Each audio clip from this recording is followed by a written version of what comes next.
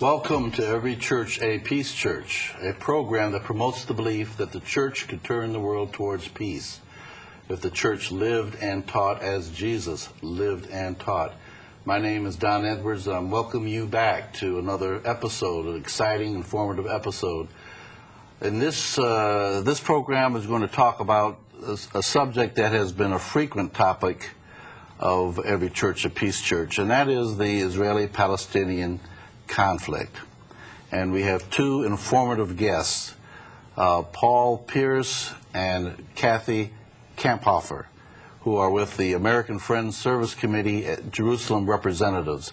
And I'd like to welcome you to Every Church a Peace Church, Paul and Kathy. Pleasure, Don. Good. I'm glad to have you here. And I want to perhaps begin this program by you sharing how you got to be representatives for the American Friends Service Committee in Jerusalem, where you've together have worked for 2 years, and I know that you've been there for how many years? Well, off and on for 10. Okay. Share with the audience how you got to be where you are. Well, I was asked actually by one of my neighbors when we lived in Indiana to come be a part of a CPT, a Christian Peacemaker Team delegation to the West Bank because I spoke Arabic. The delegation didn't happen, but then they asked me to be part of the very first team that went into the Christian Peacemaker Team that went into Hebron. So I've been volunteering with CPT for 10 summers ever since then. And in that work, became very engaged, very attached to many people in that conflict, and wanted to really see some results of my work. So when the position opened up at American Friends Service Committee, I eagerly applied because I wanted to be able to see some fruits of our labor by spending more time in the situation and the work. Mm-hmm. Paul, how did you get to be over there in Jerusalem? Well, I came for the first time in 1997 and came back in 2000 and again in 2003. Kathy had been gone over for a couple of years previous to my arrival in the Middle East, and so I had to sit at home and worry about what was going on with her, and I found it was easier to go and be involved in the situation than sit at home and read the newspaper and wonder what was happening. So I decided to become involved full-time, and then when we had the opportunity to join up with AFSC and really spend a good chunk of time the last 2 years there, I eagerly jumped into that. I should say at this point that you share a lot in common. A marriage of how many years? 14. 14 years and 3 children? Yep. Right. Well, this is a wonderful opportunity for you to work together on a very important issue. What is your mission with the American Friends Service Committee as Jerusalem representatives? Peace building and advocacy. So we do what we can to work with both sides in the conflict to nurture and encourage the work of people committed to making peace in the situation. Mm-hmm. I know nonviolence is a very integral part of what you do. Explain how you do that, Paul, Kathy. Well, we do nonviolence training, and we work with groups, particularly on the Palestinian side, but also on the Israeli side, who would like nonviolence training. And we've been working a lot with Palestinians because there is a great nonviolence movement that is happening, particularly in response to the separation wall. And so we are actively involved in supporting that effort and seeing spreading of the nonviolence movement to the various villages and towns that are affected by the wall. So we're happy to see that and see that movement spread. Tell us a little bit about that wall, and I know we're going to show some photographs of the wall and of some other aspects of your mission there in Jerusalem and in the West Bank.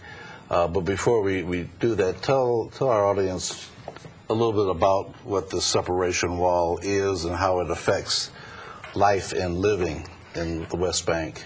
The separation wall is a barrier being built by the Israeli government, arguing that it's for security. They suggest that by walling off the Palestinian territories from Israel, they can prevent suicide bombings. Now, if this wall were only for security, then it would probably be on the border, but instead it's nearly twice as long as the border, the Green Line, which is the internationally recognized armistice line from 1948. So we think that it is really not believable that it's strictly for security, and it has a whole lot of problems that go with it. In some cases it's fence, in some cases it's wall, but wherever it is being built, it's confiscating a great deal of Palestinian land, probably up to 55,000 acres when it's finished. It's also confiscating water resources, wells and cisterns, from the Palestinian farmlands to Israel. And in addition, it's explicitly annexing 3 large settlement blocks to Israel that have been Palestinian territories. Yes. When I went in the area there in the spring of 2005, I was expecting a wall, but I just wasn't expecting that wall. It's a massive structure, mostly concrete, about 30 feet high or so, with guard towers, and it's such an ugly scene in such a beautiful place, and one can only hope that at some point in time that wall is going to fall, just as the Berlin Wall came down. Certainly it's not a structure that deserves to be there. As you say, the Israelis say that it's for security, but there are ways to get around that wall. I saw ways to get around it, and if you were a suicide bomber, you could avoid that wall or the other locations where there's some type of blockade to movement. Is that what you basically see? Well, I think the basic understanding is walls don't build good relationships. Walls build hatred and anger and animosity.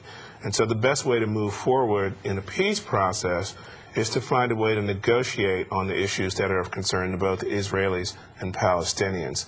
That's how you eliminate suicide bombing, by negotiating for peace and not setting up walls that divide people. The other part of it is that the wall, while they say it's for security, goes through a great deal of Palestinian territory, and in some cases cuts down the middle of Palestinian towns and villages, cutting off Palestinians from their health care, from their education, from their schools, from their places of work. And so it causes more damage, more despair, and more frustration than it does healing or bringing about any kind of peace.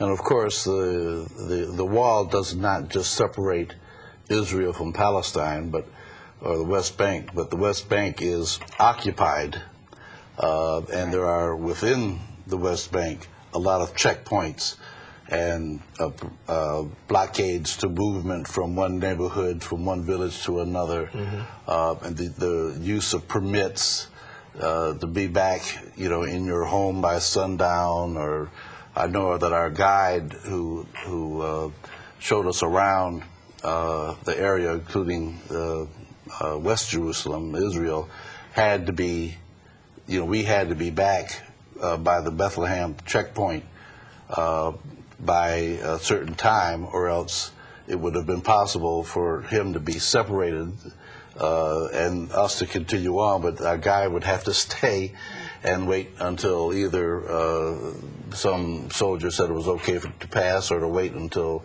the next day. Quite a horrendous experience to have, and maybe at this point we can begin to show some of the photographs that you took, and we might be able to go and show what we have of the wall, if we can pull that up. Yes, here's the wall in Kilkea, where you see a combination of fence and wall with a watchtower to watch everyone who comes to approach it at all. Kilkea is actually one of the cities in the West Bank that's completely surrounded by the wall, so there's only one way in and out, which is controlled by the army. And I understand that the doorway or the gate to in and out of Kiki is locked at night, or is that still the case? I believe that's right. Mm-hmm. Do you want to describe Yes. this one, Paul? Yeah, this is, we had a delegation from American Friends Service Committee, an olive harvest delegation that was going to help a farmer harvest his olives. And so this was in early October. We went to do this, and when we got to this fence, gate number 25, the Army refused to let us through because they said we were not farmers. They would let him through because he was a farmer and had a permit, but they wouldn't let us through. And so we were not able to assist him and have the goal realized of helping him harvest the olives. Now, one of the problems with that is they're only allowing permits to one male member of the family. So you can't take your whole family to harvest your olives, which makes it very difficult to get your crop in. And another problem is that that gate is going to be closed soon, and he'll have to go further down the road to another gate in order to access his property, which will make it much more difficult for him to do that. Well, that's one of the experiences that every common day Palestinian is subjected to under occupation, is the coming and going. You can come, you can go, you can't come, you can't go, and that keeps the Palestinian people impoverished at the whim of a private or an 18-year-old or 19-year-old who comes from Brooklyn.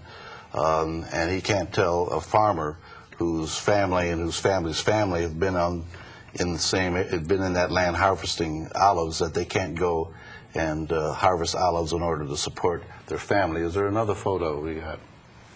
Yeah, this is Munira, who lives near the town of Masha in the West Bank.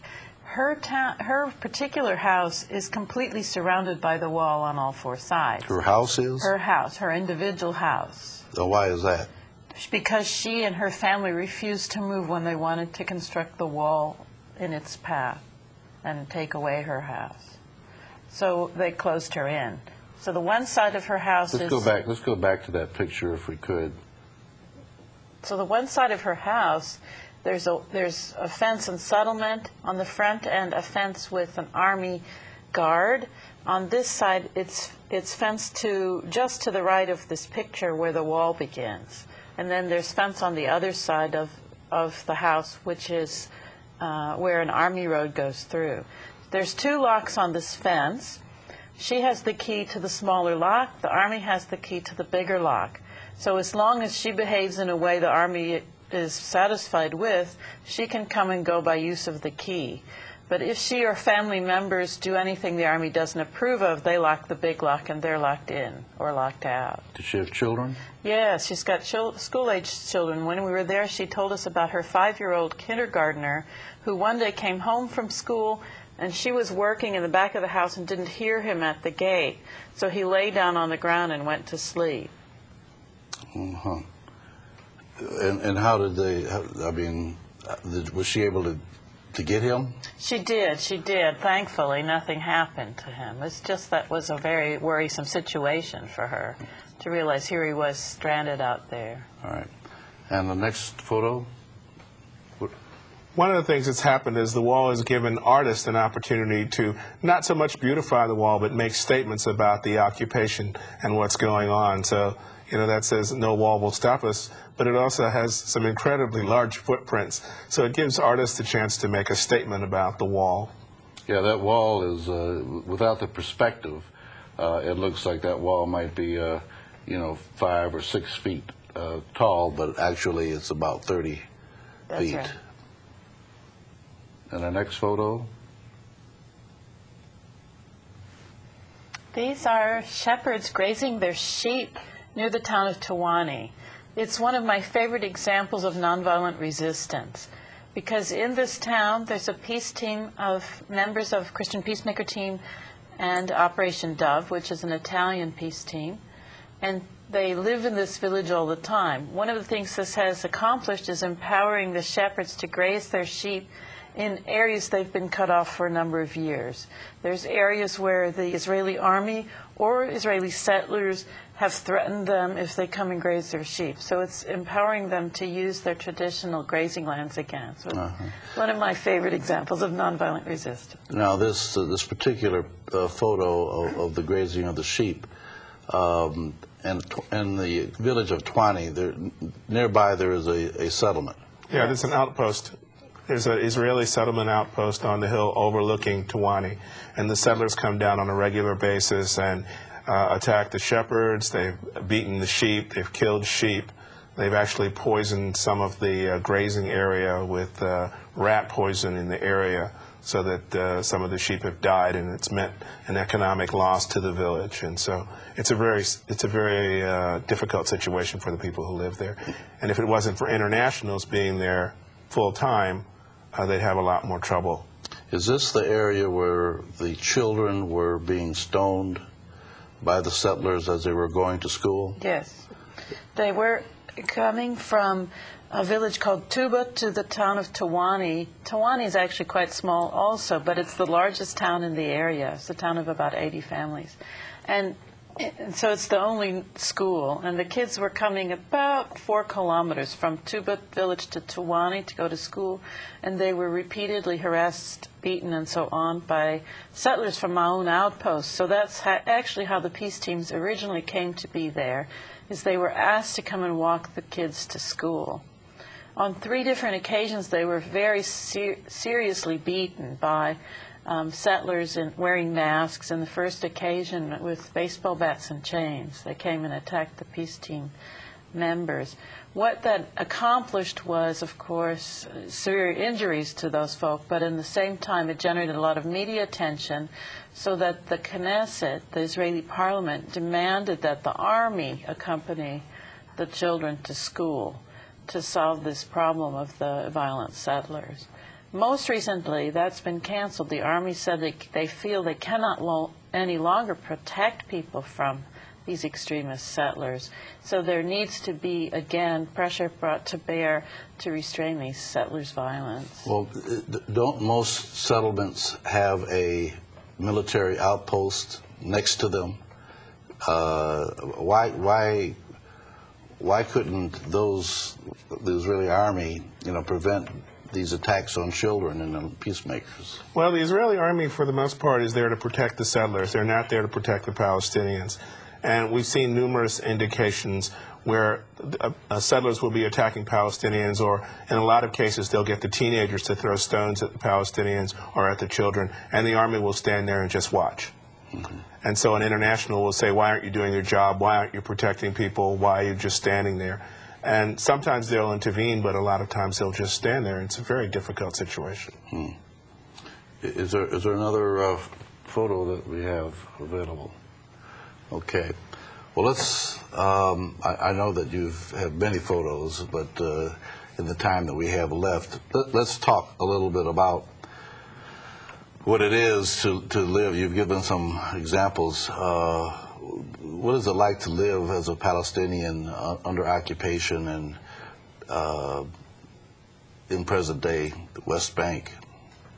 Well, it's very difficult because your movements are restricted by permits. If you don't have a permit to be in Jerusalem, you can't pray at Al-Aqsa Mosque, which is one of the holy sites of the 3rd most holy site in Islam. So Palestinian men under the age of 45 are barred from coming and praying on Friday, the Muslim holy day. And so it's very difficult for people if they don't have permits to come to Jerusalem.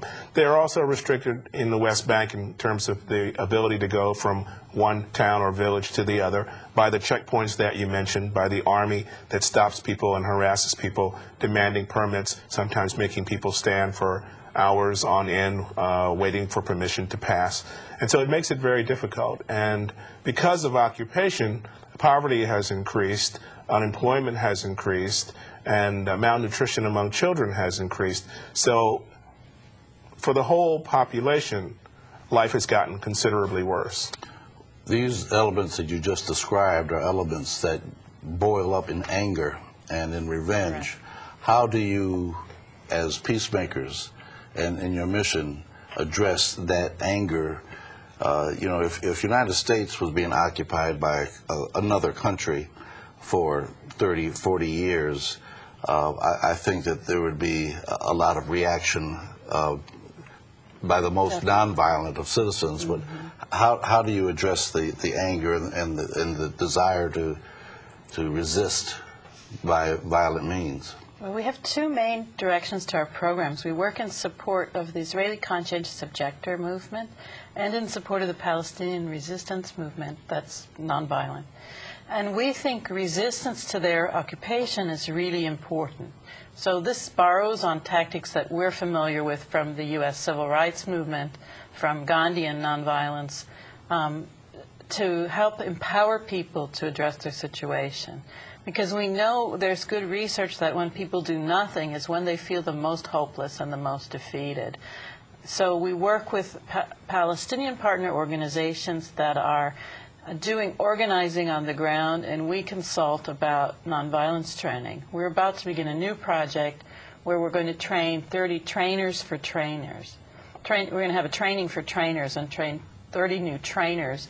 Each of those Palestinian trainers will go back to his or her own town or village and agree to train 4 more training groups in the coming year, and by this way build the capacity for much more strategic nonviolent resistance. There's really always been a Palestinian nonviolence movement, but what we see the need for is to be wise as serpents, if you will, and to be much more strategic. So that's the kind of input we're making into the way the movement is progressing.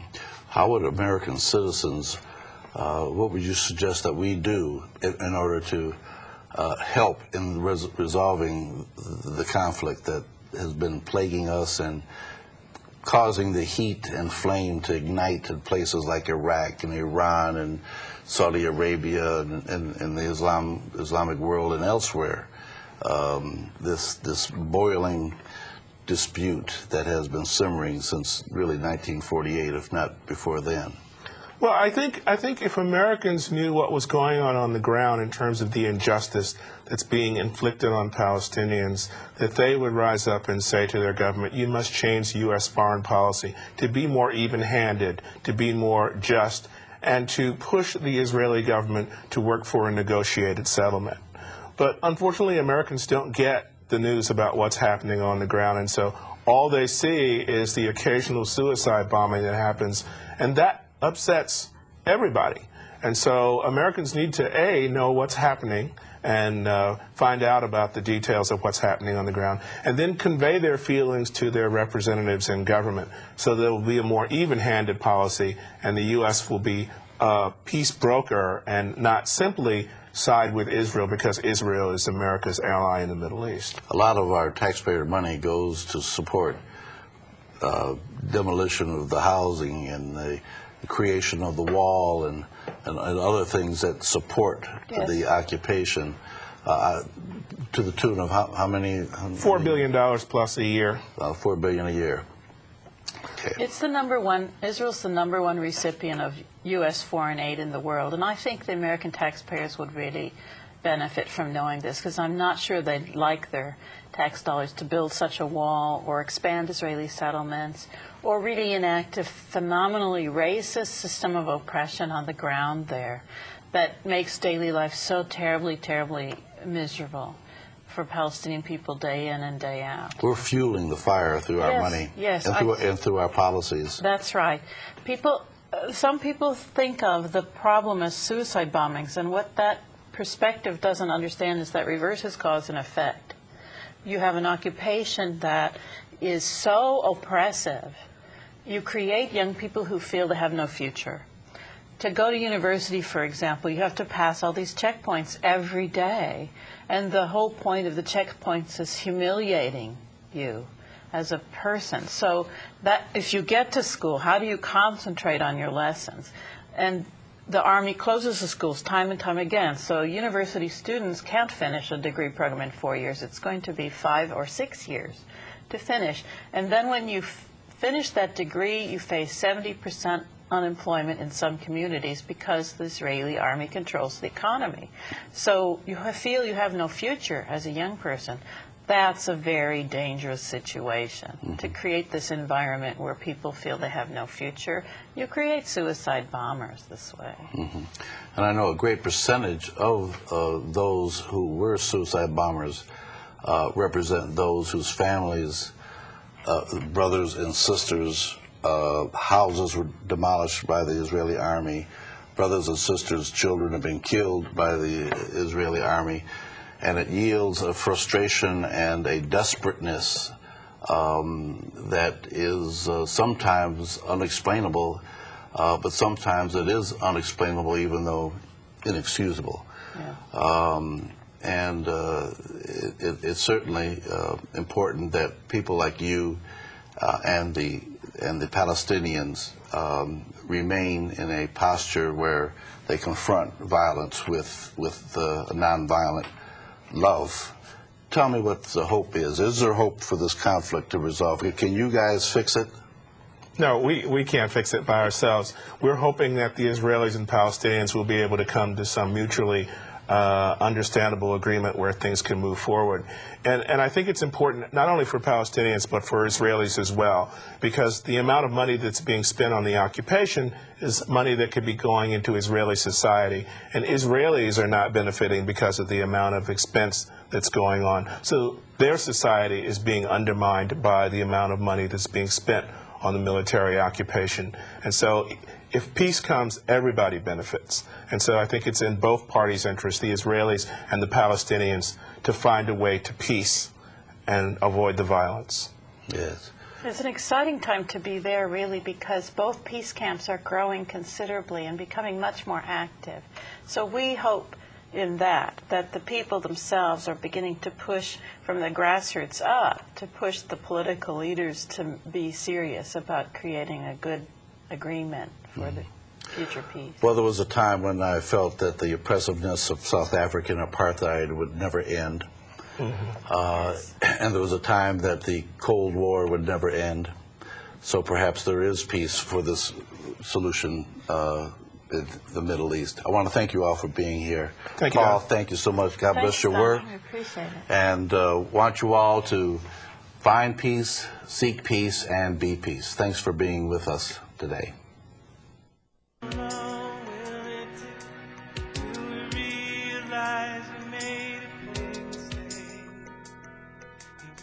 Our back on us. How long will it be till the world can finally see that they turn their back on love? From one to another, it's time to uncover